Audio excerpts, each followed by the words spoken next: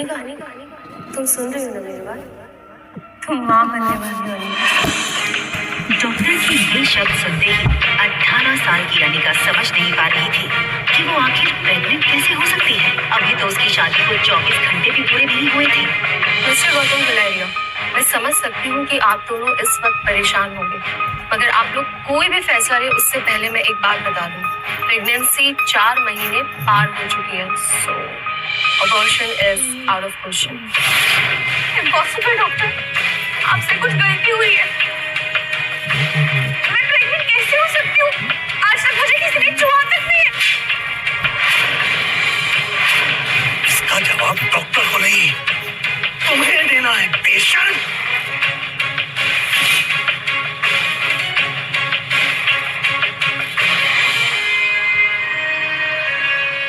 अक्सर कार की back seat पर बैठने वाले गौतम आज अनिका को पीछे बैठाकर खुद ड्राइवर के साथ वाली सीट पर बैठ गए थे, मानो ऐसा करके वो अनिका को अपनी नाराजगी जता रहे हों। अनिका जानती थी कि एक बेटी होने के नाते आज उसने अपने पिता को दुनिया का सबसे बड़ा दुख दिया था, एक बिन ब्याही माँ बनकर। इतना दुख उन्हें अनिका की माँ के गुजरने पर भी नहीं हुआ होगा। अनिका को ऐसा लग रहा था मानो आज मनाली का हर इंसान उसे सवालिया नजरों से बस एक ही सवाल पूछ रहा हो कि कौन है इस बच्चे का बाप। लेकिन इसका जवाब तो अनिका के पास भी नहीं था। गुलेरिया हाउस ब्रिटिश के जमाने का मकान था। कहा जाता था यहाँ इंग्लैंड के अधिकारी वेकेशन मनाने आते थे, लेकिन अच्छे से मेंटेन न करने की वजह से पिछले कुछ सालों से थोड़ा बंजर सा लगने लगा था।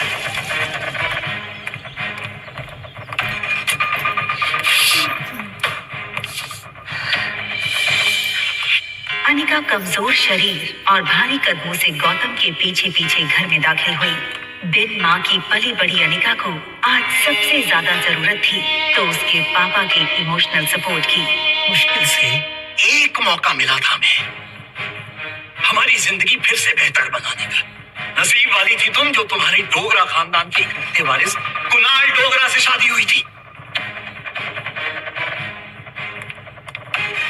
क्यों कितने पावरफुल होगा। मनाली का सबसे पावरफुल खानदान डोगरास। हमारे सारे कर्ज, पेंडिंग केस, हमारी हर तकलीफ से हमें बाहर निकाला था। लेकिन शादी के 24 घंटे में ही तुमने हमारी जिंदगी वापस से जहन्नुम बना दी। लोगों को अगर तुम्हारे इस कारनामे के बारे में पता चलेगा तो पता नहीं क्या होगा।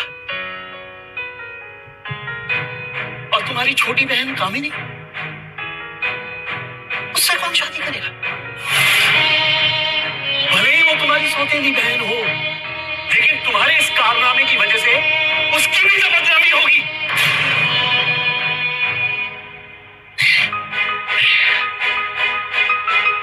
तब तक ये मामला खत्म नहीं हो जाता मैं कामिनी को और तुम्हारी मां मनीषा उसके भाई के घर भेज दूंगा। लेकिन आज नहीं तो कल सबको पता चल ही जाएगा।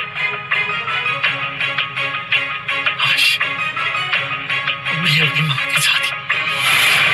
अनिका वो सुन चुकी थी जो गौतम कहते कहते रुक गया था।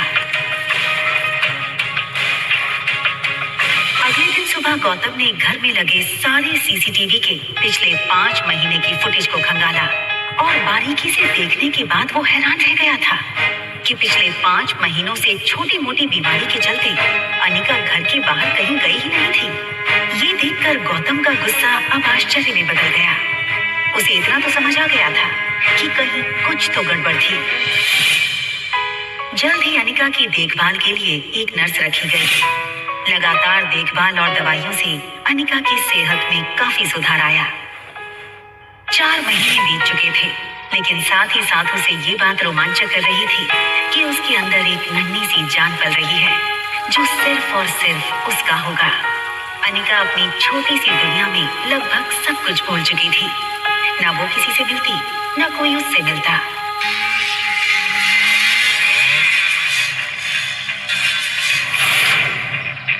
अनिका ने जैसे ही लड़की को देखा, उसकी धड़कन मानो डर और टेंशन से तेज हो गई। ये लड़का और कोई नहीं बल्कि अनिका का पति कुणाल डोगरा था।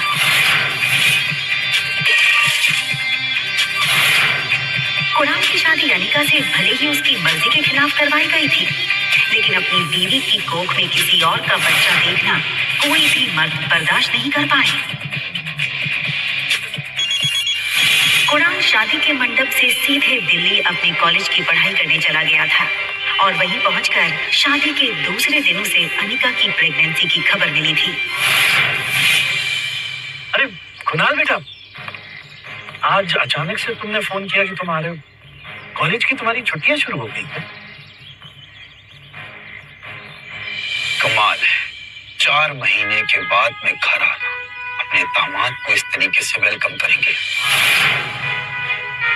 और वैसे भी बहुत कुछ बदल गया है अब यहाँ पे।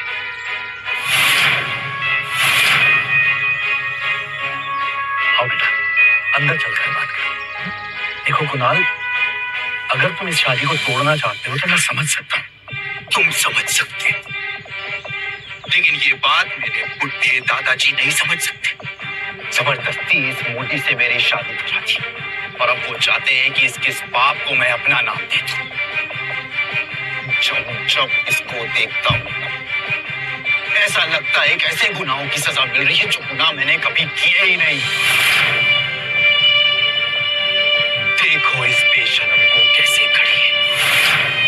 शादी के फेरे लेते वक्त किसी और का पाप लेकर के खड़ी थी पेट में। क्या लगता है तुझे तेरे इस पाप को मैं अपना नाम दूंगा? कुणाल डोगरा का नाम मिलेगा इसको। सोचना भी पता नहीं किस कदर का कीड़ा है।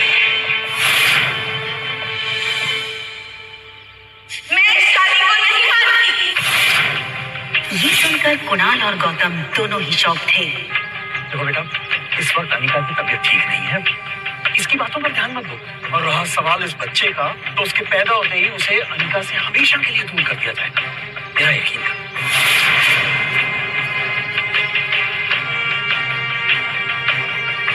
ठीक उसी पर अचानक से अनिका के पेट में जोरों से दर्द शुरू हो गया।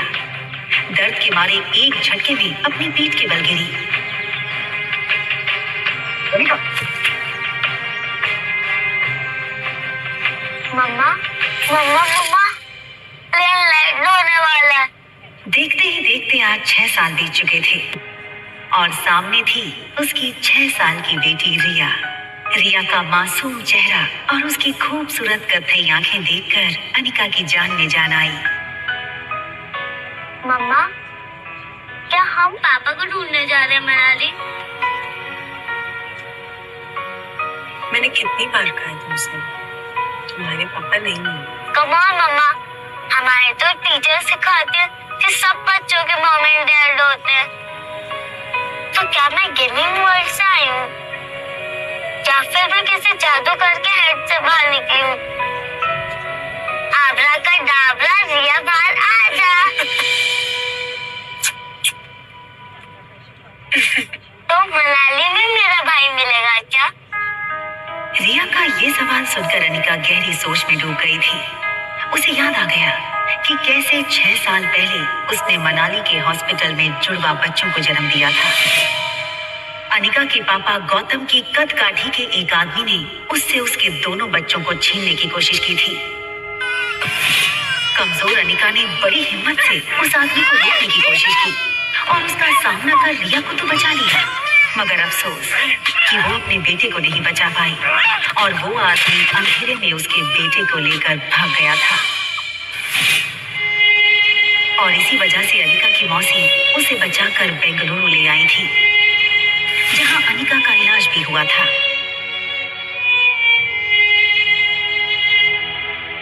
हालांकि इन 6 सालों में अनिका पूरी तरह से बदल चुकी थी।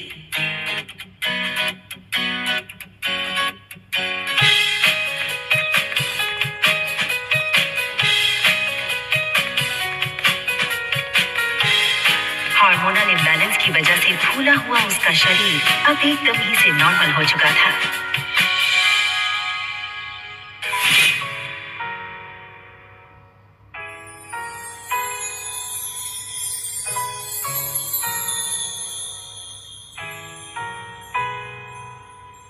कितनी खूबसूरत लग रही हो तुम।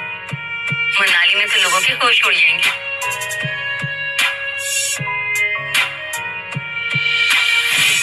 फ्लाइट अटेंडेंट हो या फ्लाइट के अन्य यात्री, सब लोग आते जाते अनिका पे एक नजर जरूर डालते, और डालते भी क्यों नहीं। शिफॉन की साड़ी में अनिका किसी भी फिल्मी एक्ट्रेस से कम नहीं लग रही थी। Excuse me, ma'am.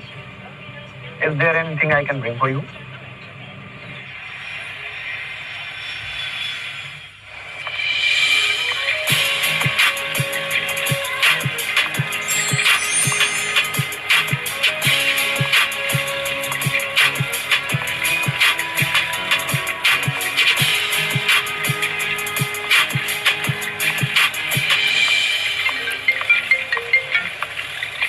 हेलो पा। कुणाल तुम्हें लेने एयरपोर्ट आ रहा है। तुम उसके साथ सीधा घर आना।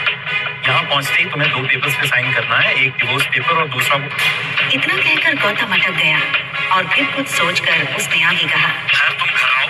यहाँ पहुँचते ही मैं तुम्हें सब समझाता हूँ।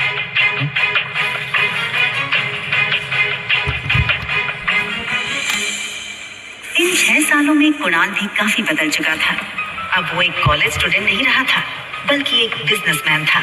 आज तक इस दुनिया में किसी भी इंसान को अपने डिवोर्स पे इतनी खुशी नहीं हुई होती जितनी खुशी मुझे हो रही है आज।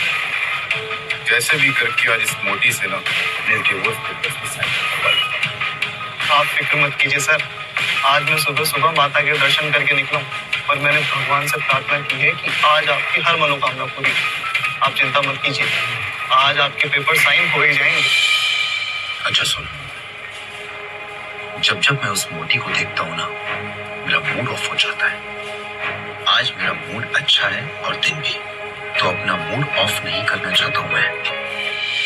एक काम कर, घूम के खड़ा हो जाता हूँ। भले उसने तुझे नहीं देखा है, तेरे हाथ में जब ये बोर्ड देखेगी तो तेरे पास खुद चली आएगी। सीधा कर ले बोर्ड को।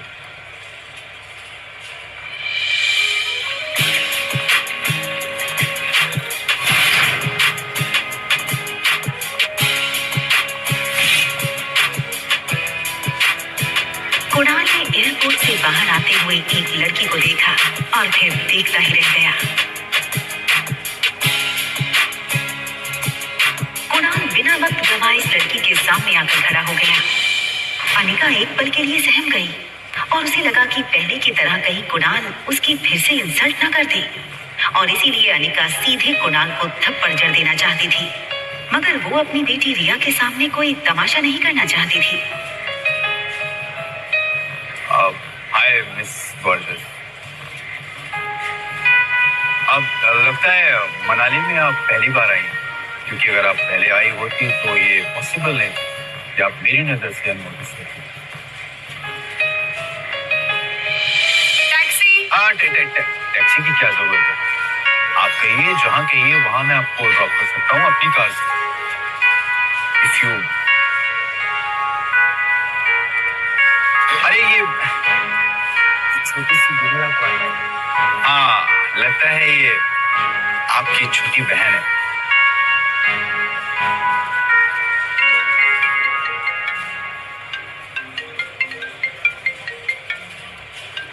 हाँ, क्या तुम्हें अनिका दिखी बेटा?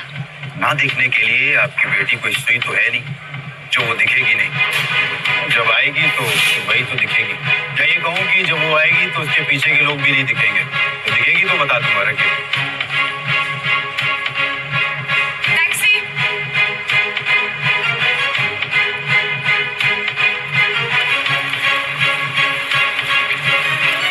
टैक्सी वहां से निकलने ही वाली थी कि तभी कुणाल ने टैक्सी रोकी। मैम, अगर आप बेंगलुरु की फ्लाइट लेकर के आ रही हैं तो क्या आपने उस फ्लाइट में एक मोटी भद्दी और मोटी लड़की को देखा क्या? एक्चुअली वो ना 6 साल पहले 120 किलो की थी। तो पक्की बात, डबल सेंचुरी मार चुकी होगी। आपने नहीं देखा? आप अपना नाम तो बताओ। ये सुनकर अनिका ने बिना किसी भी हाव भाव से धीरे से कहा,